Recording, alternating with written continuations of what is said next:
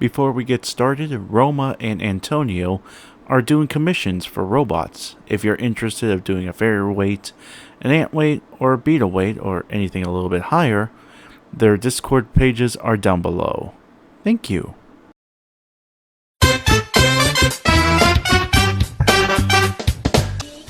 Hello everyone, Galacticstorm here. Welcome to the show, and today we're going to be reviewing the Drumbotics Kit. The Drumbotics Kit is a small combat robot kit that comes in 150 grams. So for that, it could either be a AntWeight kit or a weight kit, depending on what region you're from. And do be warned, do not bother trying to find it onto a store or anything because it has been discontinued recently. So when it came to pricing, it was around $175 some odd dollars. But you had to buy the battery and the transmitter separately, so you're going to have to spend at least another $80 just to get that stuff. So in total, around $250 worth of stuff. So shipping wise, this guy came from Lithuania, Eastern to Northeastern Europe. The shipping was at least 2 weeks, but originally when I was trying to get parts from him, we had shipping issues, and they went to the post box instead of me going into my mailbox. So that was fun.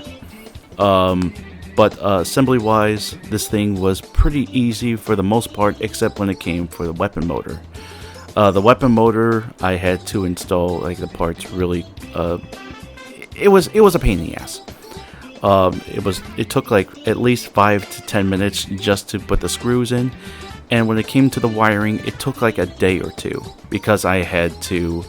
Originally, I was putting the tweezers in, like the tutorial said, into the slot, but the thing didn't go in, and it just ripped out the wire. So I had to do some extra soldering, and I had to make a hole on top, and it just kind of looked awkward at that point. But overall, the robot worked and everything was soldered in. All you had to put in was the wires into the ESC for the weapon.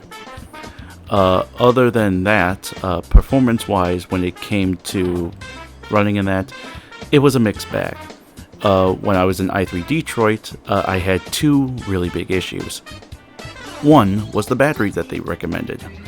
The batteries were absolute jack shit. They are a 2-cell, 200 milliamp battery. So when I ran into 25-30%, the robot would work fine. It worked really fast, and the programming on the driving of that was pretty good. However, when it came to the weapon, it was just absolute jack shit. If I were to go 35% or more, in 30 seconds, the whole thing would just die. And I would lose fights, at least twice, because of that. Almost thrice, if you count one of the wins. The other one was the ESC itself. I had the robot onto the ground, not on the ground, but in the box. The throttle down completely, and I turned it on, and then all of a sudden, a few beeps later, the damn thing would just automatically spin up. Definitely a hazard when it comes to safety. So yeah, not really fun. When it came to performance, however, I did go into 4th place out of 6. So that was I guess good. I went 2 and 4, so I went to the bracket. If you're trying to find parts in that, don't bother.